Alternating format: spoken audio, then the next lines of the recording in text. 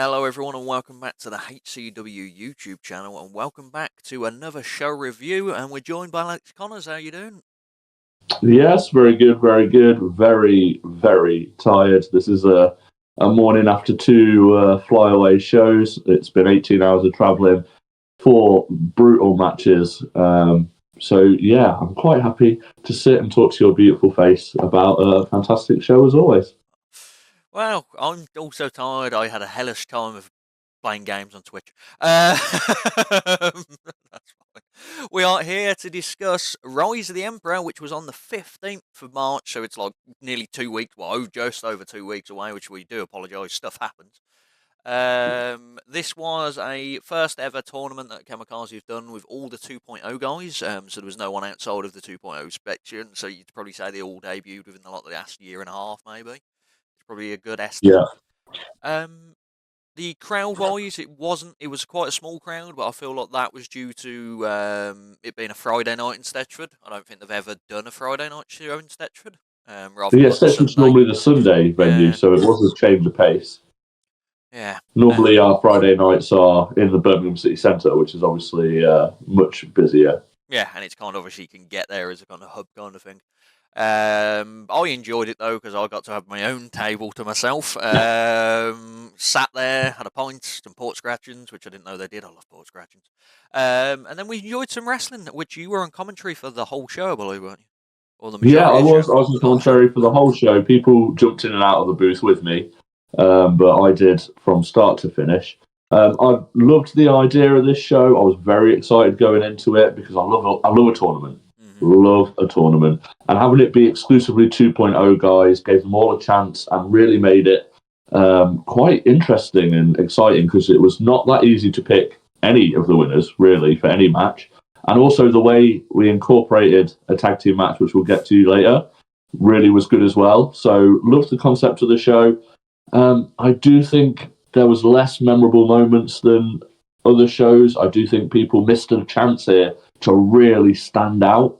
Um, Apart from one or two, which we'll Yeah. get to, but there was a few moments here where I'm thinking, if you're a 2.0 guy, what an amazing opportunity to stand out on a tournament show like this and really do something completely different.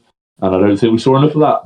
Yeah. But there is a couple of great performances, which we'll get into. Yeah, so we will kick off with the first round match of Edgar Adams versus JC. Obviously, JC is coming off a loss recently, but he decided to take out two men straight afterwards and kind of turn against the fans. And he's facing like probably one of the most loved 2.0 guys there is at the moment in Edgar Adams. Yeah, it's always tough for your very first appearance when you've decided, I don't care what these fans think anymore. Hmm. You are probably going to be rattled and have to find your feet in that atmosphere. I think it will benefit JC a lot. I liked the new attitude, I liked the new look. And I think his offense would benefit from being more ground and pound and gritty rather than trying to please the fans with showboat moves like he was doing before. So I think that will really benefit him. And I had high hopes for that, making him go really far in this tournament. Yeah, which we'll discuss now. So it kicked off with a jump start. JT waited, didn't really wait for Edgar to kind of get involved. He instantly jumped on him, beat him down, threw him into a post. He was looking a lot meaner, as you mentioned, a bit more aggression, which is not something you'd see from JC normally. He had a big boot, which, he's 6'5". The big boot should be a staple of his offense. Yeah. Massive lariat. He was hitting suplexes and butterfly suplexes, which you don't normally see from him. Edgar had a bit of fire back at that point. Hit a few big knockdown strikes on JC. Hitting a shotgun drop kick. Everyone loves a shotgun drop kick, as you know. Hit a knee and hit a big DDT from JC at that point to kind of withdraw this all. He then hit a bossman slam. I love a bossman Yeah. slam. It's not used enough. Got a big near fall, followed by an unprettier, which I didn't expect at all. Yeah. Love the Bossman Slam, love the Unprettier. The knee DDT was not the most well thought out plan of JC's here because it didn't look like he had continued with a similar style of offense on the same part. It sounds like they're both affecting the head, but really it looked like the knee wasn't enough. It didn't hit it very cleanly. And so it was a bit of a waste of time because he had to then get Edgar in the ring and up, because this knee strike we're on about is Edgar on the apron, head over the edge of the ring. So Edgar's halfway out the ring. You've got to get him in the ring. You've got to drag him up. Maybe just go for the cover, let him kick out, and then think of a better move to follow. It seemed a little bit rushed. Yeah. But then the Bossman Slam and the Unpretty were very good. Yeah. Nice throwback kind of attitude era kind of moves. But unfortunately for JC, he was caught up in a roll-up, and Edgar, out of nowhere, barely any offense in the match really, picked up the win. So JC's big change and same old story, sadly. Yeah, you really felt this was a surprise, which is a shock, really, because Edgar is one of the best and really one of the favourites, one of the top 2.0, always. So you really think that he could easily win this tournament. But with JC's turning his back on the crowd and being the only one of the 8 entrants who didn't care about the crowd, you'd think that that would inspire him to dominate here and really be a major threat. And yeah, Edgar dispatched him not relatively easily, but with, like I say, without having to expend too many maneuvers. And it was over quite shockingly. But that did cost Edgar, because the fact he didn't wear down or take out JC meant... Yep, that JC tried to take him out. JC speared straight off the match and started whamming him with chairs. Obviously, Zero to Hero ran out straight away to save the man. They didn't wait 15 minutes for him to get pummeled. It was like, they're friends, but they knew what was happening at the same time. What we'll do is, we'll give it a few minutes, get him battered for the rest of the tournament, then we'll come out as the heroes. It was really it was going on for a while. It was like, let's be clear. I'm going to. So this is an important part of the whole night, multiple times. So Zeros to Heroes, Maximus Okoro, Edgar Adams, and Nate Riley, all 3 are in this tournament, which is very interesting. They have got their own matches to look forward to. They are prepping. They are stretching. They are game planning. They are maybe not watching the monitor. Probably somebody else who's watching the monitor rushes over to them and says, "Hey guys, sorry to interrupt, but your mate is getting battered with a chair in the middle of the ring. Help him! Help him now!" Yeah. No. If you want to go down, I'm going down the route of that they didn't give a crap. Tournament rules, I don't give a crap. There did feel like a lot of gamesmanship in this tournament between those 3. Yeah. So you might have a point. Yeah. I rated 2.5 stars. It was pretty much JC was dominant, and then Edgar kind of rolled him up, and then JC just did. I feel bad for JC. The man needs a win. And hopefully he gets it at some point, maybe later on at this show. Then we followed up with another first round match. We had Coach Mahon versus Nate Rowley, another member of Zero to Hero. So this was pretty much a nice spirited match at the start. Coach and Nate were cheering for each other, got the crowd behind each other. Coach hit a flip wrist lock reversal, which no one, Nate obviously did it with ease. And then Coach tried it and did it, and then Nate was like, "What?" Which I did enjoy. It was quite even at the start. Nate was hitting some massive chops, just huge chops, followed by some more graps from both guys. I'll pause and jump in right here, because these very first 2 things that you mentioned really embody the whole match, and we will obviously get to the whole match, but let me just dwell on both of these points, because they are the story of the match. Point 1. Coach Mahon has improved massively. Yeah. Incredible work. He's working so hard. He's working so many times a week. And I would say that he was one of the weaker 2.0 guys 6 months ago. And he is still up and coming and doing incredibly well to shake that. He's not letting his enthusiasm drop. He's not letting his work ethic drop. And he's doing stuff that no one would imagine he'd be able to do. Yeah. And he's becoming one of the better 2.0 guys. And it's really great to see. You've got to love that sort of redemption story, that arc of him just going, "I'm going to keep trying. I'm not going to be the bottom of the class here. I'm going to be the top of the class." Really impressive. And I have got a lot of respect for that work ethic. Yeah. Because a lot of the guys are so naturally talented and so naturally athletic, let's say. Coach is talented. He's charismatic as hell. But a lot of the guys were already got a gymnastic background, which coach didn't. Yeah. And I understand that, the same as myself. So he's worked so hard. He was doing stuff no one could have expected from him. And I was really impressed. But point number 2, Nate Riley was hitting harder, which Nate you'd expect to be more high flying. Coach actually kept up with that level of agility, really impressive. So Nate changed the game, went with strikes, and I think he outclassed Coach a little bit on the strikes. Yeah, like especially because he was different variation strokes. You had the chops. He had that like springboard osprey kind of flip kick that he does in midair. He went for a suplex pin at that point. Coach kicked out. Then straight afterwards, he went for the good old fashioned Jericho cover. The just foot on the chest, which very disrespectful. I'm gonna be honest.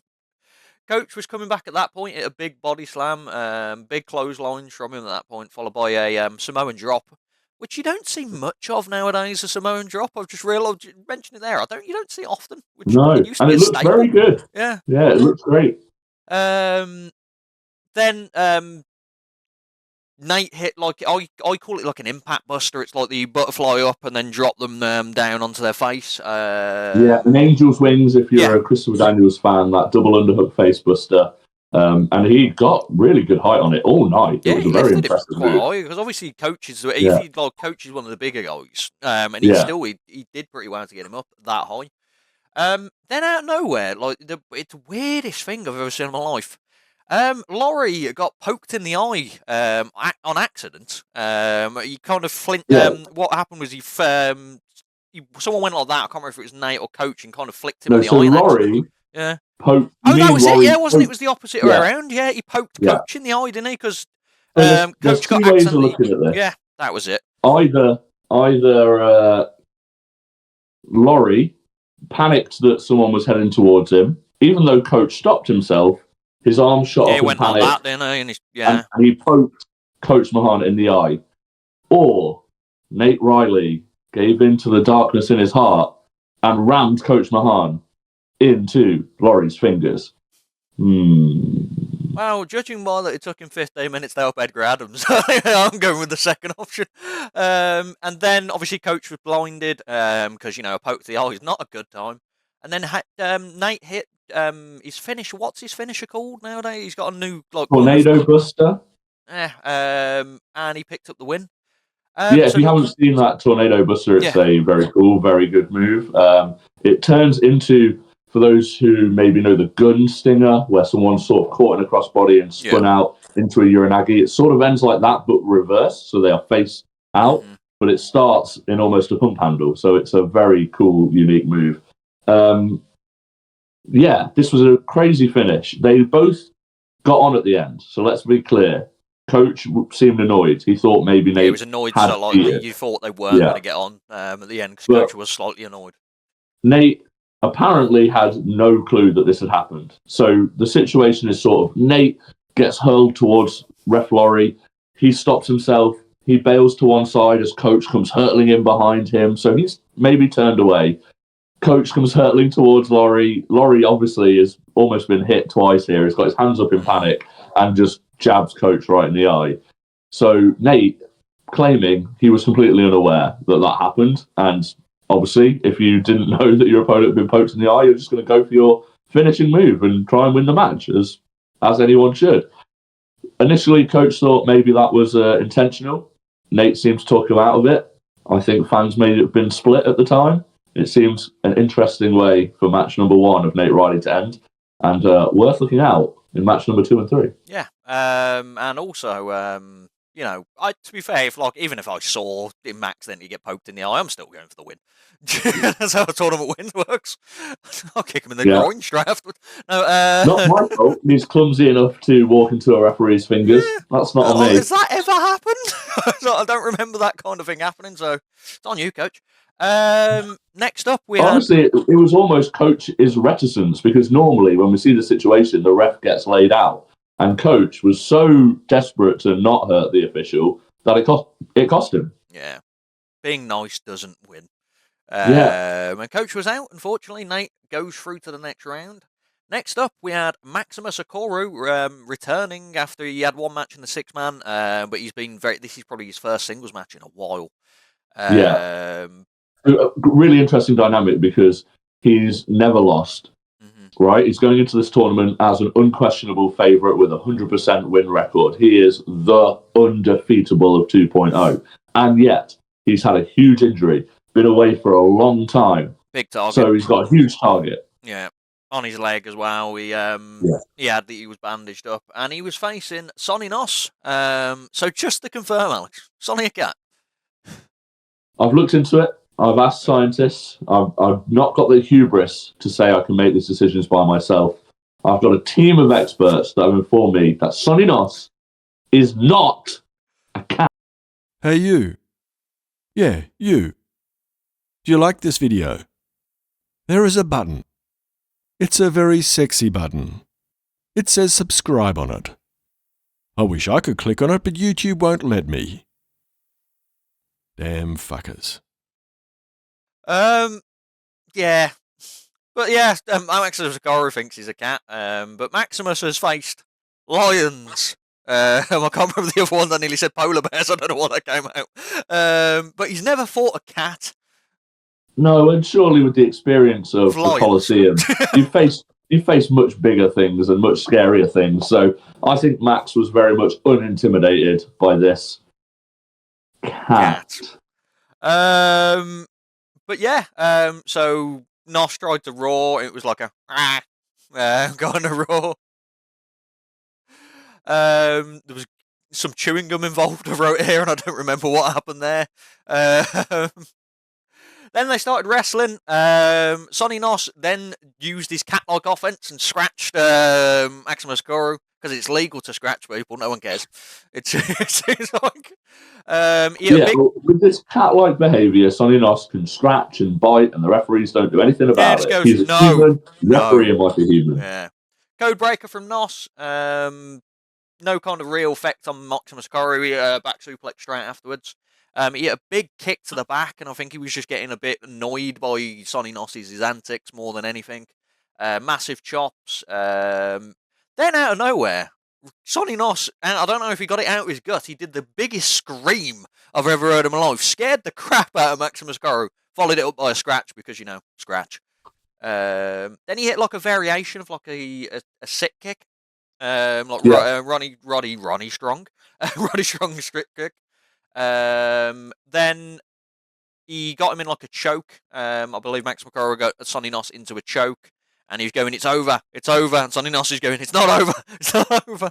The kind of bin hand didn't stop, and then he was choked out, and then to insult to injury, Maximus Okoro picked him up and hit like a gladiator slam. I'm calling it the angle slam variant, and picked up the win. Yeah, the angle slam variant is his finishing maneuver, and I don't think anyone's ever kicked out of it. It's like a pump handle into an angle slam. Sonny Nos, despite his antics, is supremely talented, and even though he was the underdog, I had high hopes that he might be the one to finally end Maximus Okoro's streak, but it was not to be. The Raw really gave him a huge opportunity, but in the end, Maximus was just too strong. And that's the way Maximus has been. So we can't expect anything different. He has been an undefeatable machine. And in round one, nothing changed. Yeah, we're ready 2 3/4. I enjoyed it. It was a fun match. The offense, the clash of styles really worked for it. And if you've noticed, the first 3 matches, 0 to hero. In every round. So that means one of them's going to fight each other in the second round. We'll get there. Final round match, we had Ronnie G versus Zach Walker. So this is a big match for both of them. Ronnie G came onto the scene quite strong. He's lost a bit of momentum. The crowd's still massive behind him.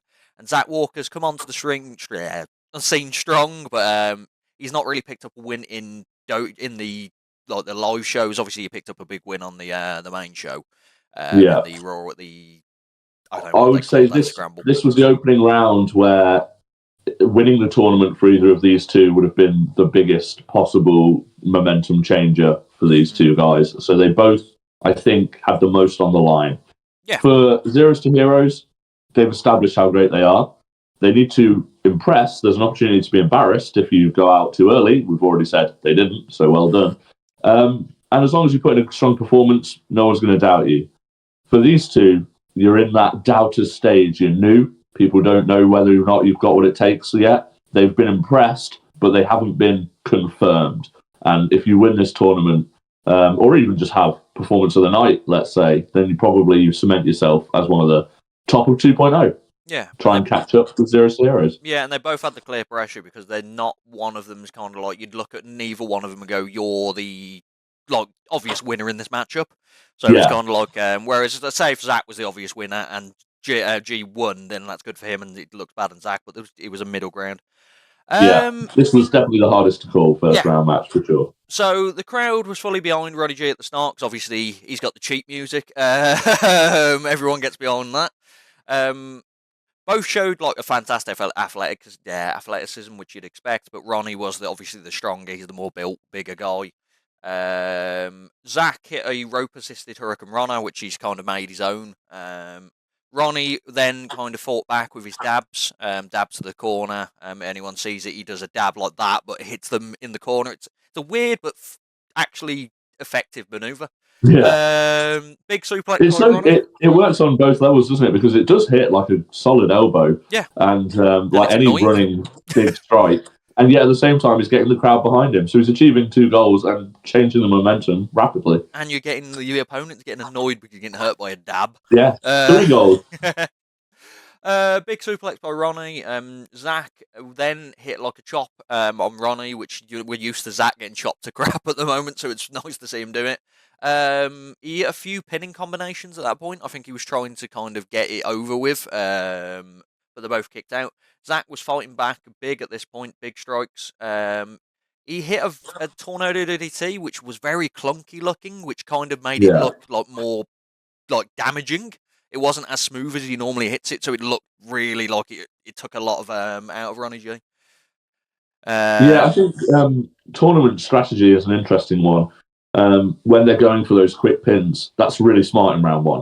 Mm-hmm. And not everybody thought about tournament strategy, and for some, that's why they cost themselves later in the tournament because they gave 100% in round 1. And really, it's hard to say because you don't want to give enough to lose, but you have to give just enough to win. Mm-hmm. So you've got some left for round 2 and round 3. I thought this match actually they were thinking about their tournament strategy because there was so much on the line tournament-wise for these two. Yeah, because especially you've got to go and you've got 2 more matches.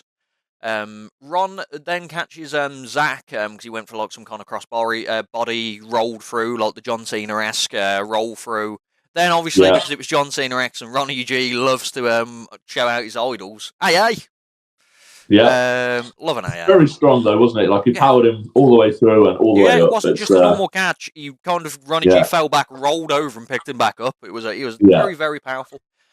He then hit a sick looking Liger bomb. Like Zach Walker, I thought he was done. Zach, you could see from my side, Zach Walker's head nearly went through the mat. Normally it's kind of like if a wrestler has enough time, they can tuck forward so they don't take as much momentum. Zach was just down. Then, but some out of nowhere, I don't know if it was just instinct, he hit a Zach cutter out of nowhere, and then Ronnie tried to do a rock bottom and just about missed it, kind of didn't get the impact on that point. Ronnie then hit a spine buster. He's throwing all out the big moves. He's going again for the big move. Zach rolled up out of nowhere, then hit like a sunset flip style kind of pin combination, picked up the win. Yeah, and probably smart from Zach, and also knowing that he is not against an opponent who's going to lose their temper like JC in the first match. Both matches ended with a quick pin, which is exactly what you want in round 1, if I'm honest. That's the dream scenario for anybody. Getting battered. I probably should end this. Yeah, and so I think it was probably one of the most back and forth and even matches. And then just when Ronnie G started to pick up the momentum, Zach turned it around and managed to end it at the same time, which is brilliant. Zach then is probably looking to have the breakout and standout performance of the tournament at that point. Yeah. I thought this was a really good match, and it was really hard to call. And it was very interesting to see who had the crowd on their side, because they're both beloved, and the crowd seemed pretty split on this one. So yeah, great first round. Yeah, and then on that point now, we get to a Final Four where everyone is beloved by the crowd normally. Yeah. So obviously someone's going to get the brunt of... 'cause you can't cheer for everyone. Well, you can, but Gami fans don't. So we kicked off into the second round after the interval, but before that, I want to mention Will Stevens' tie. Did you have a tie? Yeah, he had a very nice look going on. A normal wrestling kind of top, but he wore a nice tie. Yeah, he was there to join me in the commentary booth, and an excellent commentary booth partner he did make.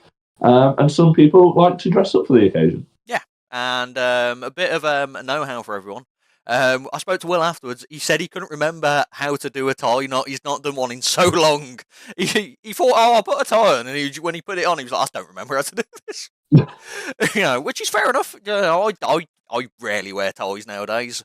But yeah, thought get Will Stevens a mention with his tie antics. Yeah, the commentary booth was packed all day. It had a rotation. Well, I was in it the whole show, but we had the rotation of Will Stevens, Man Like Doris, and George Lydon, which is a very lovely lineup of secondary commentators, and they all did an absolutely sterling job. Yeah, so you mentioned second half, it was you, Man Like Doris, and George. Weird booth, you and George next to each other, Man Like Doris next to George as well. It was a weird kind of dynamic. A lot of tension, but I think we've all been around Kamikaze, or at least been pushing and developing at Kamikaze for long enough that we just love to see the 2.0 guys and what they're doing. So there was no real need for any beef to be enhanced between any of us three. We know there's a rivalry between me and George for that belt. We know George has got a number one contendership for Doris's belt, and Doris doesn't seem happy about it, but we're all Kamikaze true bloods, let's say, that just want to see the next generation of Kamikaze. And we will kick into the second round match, which we had Edgar Adams from Zero to Hero versus Nate Riley from Zero to Hero. So they both were in the ring. Edgar was wearing a t-shirt at the start of this match. And then Nate Riley, out of nowhere, it seemed like anger went, why are you wearing a shirt? Just like, told him to take his shirt off, and then it revealed that Edgar Adams is strapped up, taped up, because he's just been battered by a chair in the previous round, and Nate Riley busted a gut to help him. So yeah, Edgar Adams obviously has a massive target on his I nearly said his back, but everywhere on the front. So these two are the most athletic, probably the side of the 2.0, so they were showing a bit of athleticism until Nate went, you know what, I'm just going to kick you in the gut because that's where you're actually in pain. Edgar wasn't fighting smart in this match, by the way, as well. He was doing a lot of offense, which involved running ropes and bouncing off, making sure his gut got hurt worse. And I just think it was natural instinct. You're right. There was a lot of crossbodies. There was splashes. There was moves that I would absolutely be avoiding. But as much as we know that these are two of the more experienced 2.0 guys, they're still very inexperienced. Yeah. They are still brand new to the game. They're just more experienced than the other people in this tournament because it is a breakout tournament for new people. So that natural instinct, if you've been really successful, but you've only been really successful with one style, that's just what you're going to go to immediately without even thinking about it. Yeah, and it was costing him. What I really was impressed about this was Nate Riley could have went on the offense. Oh, my friend's hurt. I probably should just work on his ankle or something like that. Work on something else so he doesn't look at target. No, he went straight to an abdominal stretch, which, that move, it's not seen often anymore, but that move, obviously, if your midsection's ruined, the abdominal stretch is probably the worst thing you can be in. Yeah, they had the back and forth of speed right at the start. And as soon as Nate realised that was basically going to be a no-score draw, that they were dead even, he thought, well, what advantage do I have to win this match? Oh, yeah, those ribs, that torso, that's all taped up. I'm going to win via that. And he just went straight to it. I think he hoped that Edgar would just basically give up pretty quickly, end the suffering, not risk any injuries. But that wasn't in Edgar's heart. Yeah. Edgar tried to fight back, but then Nate had drop kicked to the stomach, so obviously he was just targeting this at that point. He hit another Angel's Wings, which obviously flat on your stomach, that's not going to help at that point. Then Edgar tried to fight back again. He went up top and tried to half hit a frog splash, which, you know, technical. The intelligence is not good. It's not the sound right there, is it? All the moves I could hit. Let me use the frog splash from the top. He couldn't capitalise. It reminded me of the good old RVD, because RVD always hit a frog splash, but he always used, it didn't matter if he was in pain, because the momentum of it, he always was holding his gut, but Edgar couldn't get back on top. Foot on the, Nate got his foot on the rope at that point, so just to kick out, and then he hit another one of like Angel Wing kind of busters and picked up the win. Nate, I think he hit the tornado buster. I might call it the tornado driver earlier by accident. Tornado buster, because that's also a front busting move, much like the Angel's Wings. It's a face plant, a gut buster type maneuver.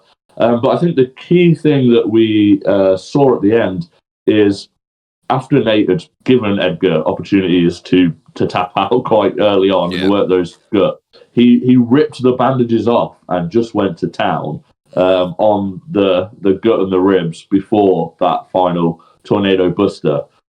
There was no cheating, but it's maybe something you didn't expect between friends. Yeah, and you could tell at the end, like, Edgar, same with Coach, where there was kind of a bit of dissension slightly for a little bit, because it was kind of like you've just attacked my midsection continuously, even though you know you're hurt, we're supposed to be friends. But then they kind of, I think Edgar realised, you know, this is a match. It needs to happen. And they did shake hands at the end. Both Coach and Edgar seemed to suggest that they understood. Maybe that they do the same thing, we don't know, but that they understood that was what you do to win a match. No malice or evil intent behind it. Yeah, exactly. So not as much dissension in Zero Tier as you expect via that, which it's nice. We move on to the second round match. Sorry, my fault for not bringing it up earlier, but I think let's talk specifically on this one. I was going to wait till the end, but I think it's even more obvious here that Nate Riley has not won many matches compared to Edgar Adams and Maximus Okoro, his Zero to Heroes teammates. He's won a couple of tags and he's beaten Samuel Hughes. That's it, yeah. But that's it, yeah. Whereas Edgar and Max, incredibly successful, incredibly dominant in their performances so far. Max undefeated. Edgar, he has lost to some of the bigger stars. He's lost to Chantel. He lost to me really early on, but and George. But that's about it. And he's beaten pretty much everyone else. So yeah, they've been very dominant. They've been, and those people that Edgar lost to, Maximus hasn't even faced. So you know, they are the top of 2.0. They are the most dominant of 2.0. And Nate Riley, I think we saw panic that he was getting left behind. Maybe jealousy, if you think he's got that in his heart. And for him, the desperation to win this tournament was higher. Yeah, which it shows, because he wasn't like using like friendship. He wasn't like, you know, he may have seen the eye poke, but he decided to pick up the win anyway. He saw Edgar was injured, decided to pick up the win anyway. You know, you've got to do that in a tournament, which I respect. The final match of the semi-final, we had Zach Walker versus Maximus Okoro. So this match was dedicated to both their moms. We were going to find out who was the better mom. I don't know how that works by one of the sons winning. Yeah. Maximus Okoro, let's just drop in here before we carry on that Maximus Okoro made the mum on mum challenge. Yeah, mum on mum challenge. Whoever wins has the better mum. I don't know how that works. I don't know if I win a match, mum had better. But if you've raised a better son, he'll win. Yeah, or they should have just done a mixed tag. Yeah, cowards. I'd have been down for that. Yeah, both mums were heavily invested. It was emotional in the front row. Yeah. It was a very even beginning as well, which I didn't expect. I thought Maximus was going to just use his power against Zach off from the beginning. Okoro then, I don't know if he'd been watching the Nate Riley match earlier on, he then went for his a Jericho soul pin on Zach Walker. Obviously Zach kicked out because, you know, it's only the start of the match, come on. then he was just out wrestling Walker at that point. You kind of saw like the more wrestling ability, because Zach, obviously he's got the technical ability, but he's more of like your high flyer kind of quick impact offense, whereas Okora is more of your kind of strike, wind you down, kind of wear you out kind of wrestler. Zach, it was hitting a bit of momentum, Hurricanranas. Then Zach was trying to hit a few clotheslines, but they were kind of weak shots on Okora, and Okora was just taking them. Yeah, then like a bulldog. Okora hits like that running bulldog that he has in his locker. Then hit the Gladiator Slam I'm going with. I don't know if he's got a name for it yet. And he got the 2 count, and Zach kicked out. As you mentioned, literally in the previous match.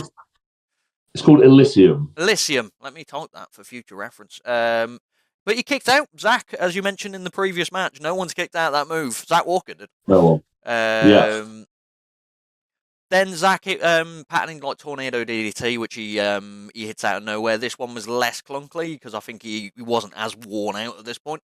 Then he noticed that Okora's knee was giving way. Every time he tried to attempt to move, Okora's knee was just giving way.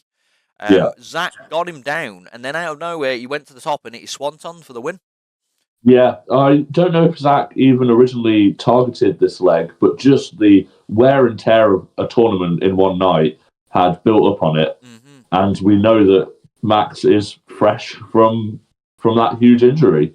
And Zach, he didn't really take advantage of it in the same way that Nate has, where Nate's seen an opportunity and taken it. Zach wrestled a clean match. He didn't even go after the leg, but the leg was giving way because of the wear and tear of the tournament, and Zach picks up the win. Probably the biggest upset of the night. Yeah, massive upset. Maximus's first loss, which, as we mentioned already, big thing for that. And Zach, 2 wins in a row, which he's already doubled his wins, which is a great thing to see. He's going to be going into the final against Nate, which, that sounds like a fantastic match on paper. But obviously both guys are worn out, so we will get there. But we had, which was nice, because I thought they were just going to throw Zach Walker straight away into the final, and that's not fair.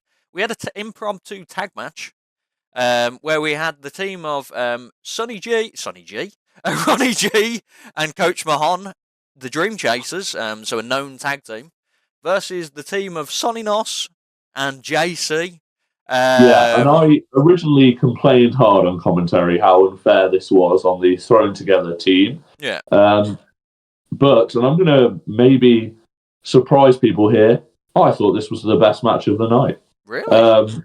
Yeah, and I'll say there's a few reasons why. I loved Kamikaze management for throwing in everyone into this almost redemption match. So you've lost in round 1, you now have a chance to redeem yourself. And every person, we can't deny that every person in this tournament is a trained at Kamikaze Dojo product, which created a lot of similarities in their styles. And they were all fan favourites apart from JC, so we had a lot of similarities in their interactions. And this was something completely different. I was so invested in the story of this match because I really didn't expect JC to get as vicious and aggressive as he did. And also as cowardly. JC didn't get in the ring at any point if the numbers were fair. He attacked Coach Mahon. He didn't tag in for an entire first half of the match, which I thought was going to be ridiculous. He's not helping Sonny whatsoever. It's going to be a one-sided beatdown for the established team. But instead, picked his targets on the outside and attacked people who weren't in the match, and leading to him DDTing Coach, I believe, on the stage, which was a complete shock. And then only once it was 2-on-1 did he actually become the legal man. Which I thought was a very interesting strategy and really interesting to watch. Yeah, I can see why JC was quite annoyed though. Obviously, he went out the first round as we mentioned, but also for people that don't get to see it, they decided. Obviously, VIPs get to take pictures in the with the fan favourites. JC was forced to take pictures with fans after he lost the tournament, so he's had to come out there, pose in front of a trophy, really wound up of a tournament he's already lost. They did these pictures at the intermission, and I felt very bad for people who had to wrestle in the second half because you've got a game plan. You haven't really had the chance to fully prepare for your next opponent because, number one, you didn't know who it was until 10 minutes ago, half an hour ago. And number two, you had to focus on match one if you wanted to make sure you won it. Yeah. So I thought at least they'd have the intermission to get ready, but they didn't. They had to go and pose with the fans. And it was a big wind-up for the people that were in this match because they've already gone out and now they've got to go out and pose for the trophy they've just lost. It was like, which obviously JC didn't take well. So you've mentioned a few bits of action in this. Obviously, Sonny Nos, the cat, was enticed by some dreamies by Ronnie G because, Sonny Nos is a cat, so Ronnie had some dreamies. But then Sonny Nos bit Ronnie G because, that's an illegal manoeuvre because he was a cat. Ref, come on. They all worked over Nos. C was hitting some cowardly moves, as you said, like Coach Mahon got whipped into the ropes. He hit the knee, a good old-fashioned knee, JC on the outside, which obviously he's not going to see. You mentioned the DDT on Coach on the ramp. Then JC kind of took, it's 2-on-1 now, I can get involved. Big chops on Ronnie G, working him over at that point. Hit the suplex, your pump handles, trying to get the win.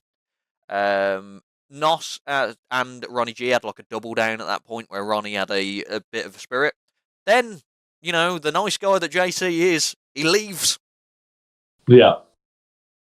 Yeah, he does eventually just walk off. At the start, I thought JC was playing a coward. I thought he's just a coward here. But then I thought, actually, he's a genius because 2-on-2, they're never going to defeat the Dream Chasers. They're an established, well-oiled machine. And JC and Sonny Nos probably just met each other. But then, back at the end, JC resorted back to being a coward, or at least he's had enough and he's not interested, and he walked off. Yeah, and then obviously the nice guys that the Dream Chasers are, they saw that it was 2-on-1 suddenly, and they hit a 3D out of nowhere. Monsters. Yeah. Monsters.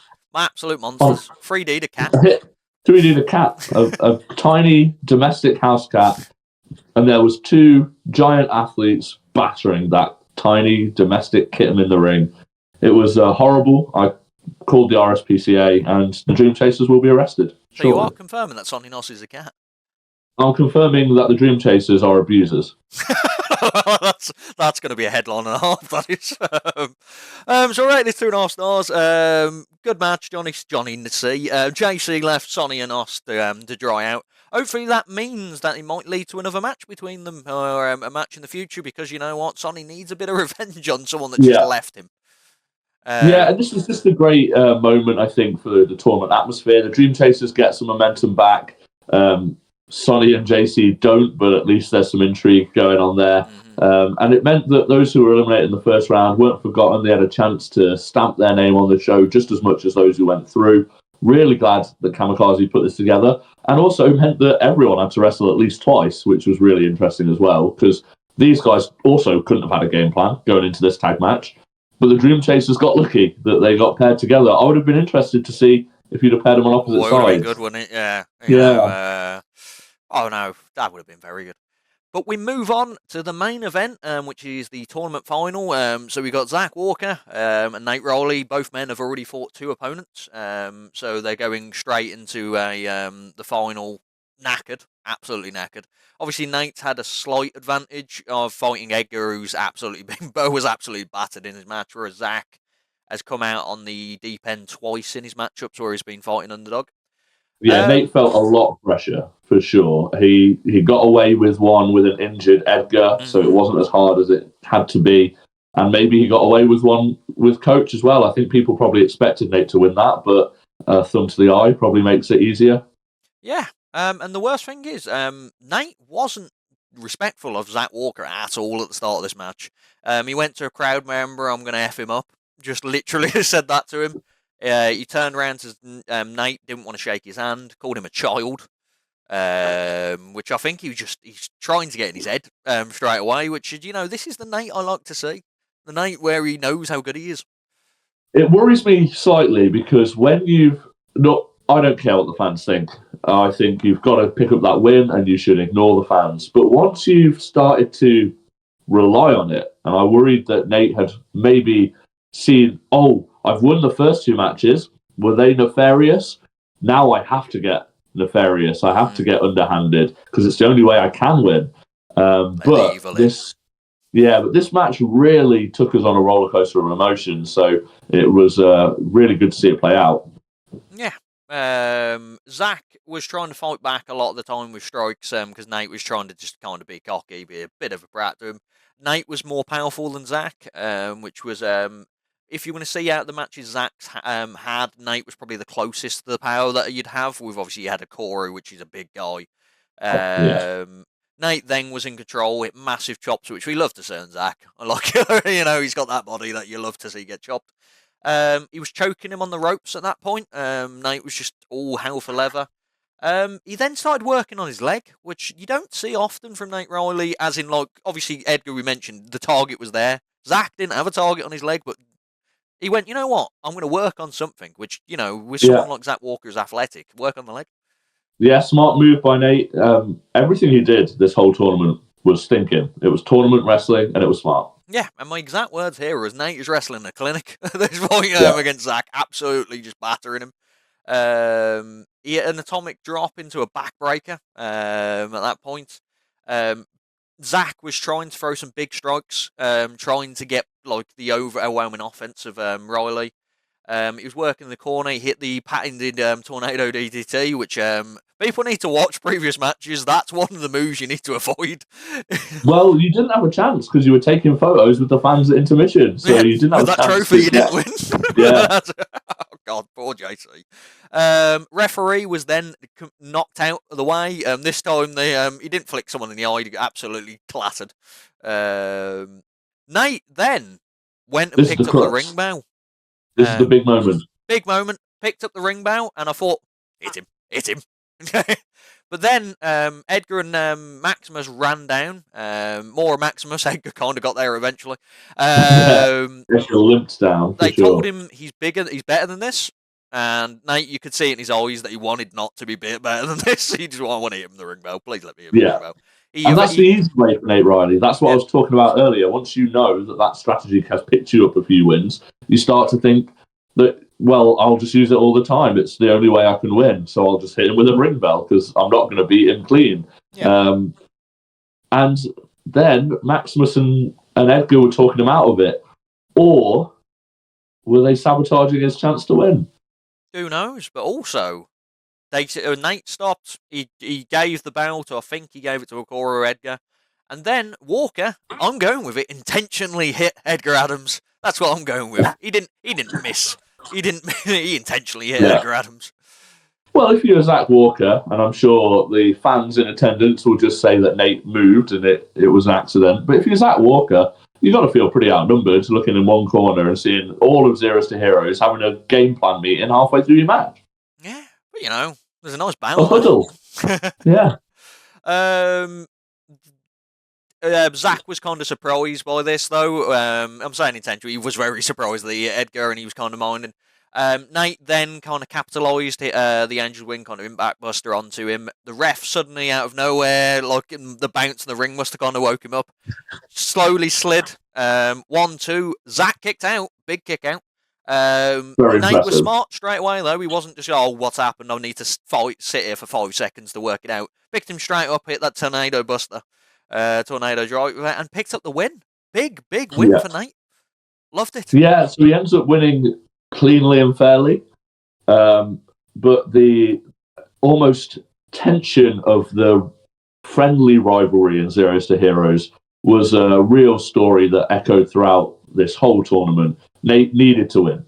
He had to win because he was getting left behind by the other two. And he did win. And at the end, he won fair and square. So huge performance from him. Really well deserved. He has deserved it this whole time, but it finally comes together. Sometimes it's just the pieces are in the right place, the look of the draw. It can be such a minor difference between winning and losing or being on Nate Riley's win-loss record versus Maximus and Edgar's. And yeah, he picks up the win. But what a breakout performance from Zach, who doesn't have two people in his corner, by himself, much smaller than the rest of the field, goes all the way through to the final and very nearly wins it himself. So great performance from him as well. Both guys did very well. Obviously, this is big for Nate because, as you said, the win-lock records are Edgar. Edgar's had a lot of title opportunities, so did Nate, but he won a Rumble. Whereas they can't say. Nate's won a tournament. He's got gold technically in Kamikaze, even a tournament win. Akoru lost, so he's the big thing about Akoru at the moment was the streak that's gone. And Nate won a tournament. Not only is he now the only winner of this tournament because it's the first time we're doing it, so for a year he'll be the only person who can claim he's won this tournament. But he won a tournament with Edgar and Max in it. Yeah, exactly. And he beat one of them to get there as well. So it's not like it wasn't one of these ones. Oh, you're on the weaker side of the bracket. You didn't face us. He beat some big opponents. And as you mentioned, Zach had a big breakout moment. Zach now needs to capitalise on getting further. He's having the big matches, but he needs that big win, like the kind of thing to put him over, because he's getting to the point where he has the big matches, exciting matches, but he's not winning them, and that's where he needs to kind of get to. And I think a lot of people may have seen in some distant, faraway land, Zach teaming with his cat, and I think this is something Kamikaze should invest in, because Zach and his cat were endlessly entertaining. Please say that's the name. Zach and his cat. That was the name. That is good. That should be patented right now. Yeah. They've had a fantastic performance. So Zach is getting out to other places and he's getting that experience. And honestly, he's just so natural. He's incredible. But yeah, you've got to capitalise on it and get some wins, which he didn't do here. And congratulations to Nate Riley. Well deserved, well earned, and something that you'll have in the trophy cabinet for the rest of his life. Yeah, exactly. So that was the end of Rise of the Emperor. I rated that 3.25 stars, by the way. I didn't get that in. I've just remembered. I'm glad I wrote that. We've got a double header coming up at Kamikaze, which I'm just loading up now, if I remember. So it's the 19th is Sky's the Limit 9, which is the main show that you've got at Kamikaze. You've got people on there from Graphic Wise. You've got Charles Crowley's appearing. Lana, man like the Reese versus George, I think, the big match in that. Is that on that show? Is that on the... Oh, no, that's the anniversary show, that is, isn't it? Yeah, I think on that one, man like Reese and George are teaming. Yeah, the Oregon Sunshine Machine. That's it, yeah. And then Nate has also got a big match against Robbie X. Egg has had that match. Nate's now got that. Hopefully Nate can capitalise. If you beat Robbie X, Mr. Kamikaze, yeah, now's the time. Yeah, this is a huge moment, and the momentum's all swinging in his favour.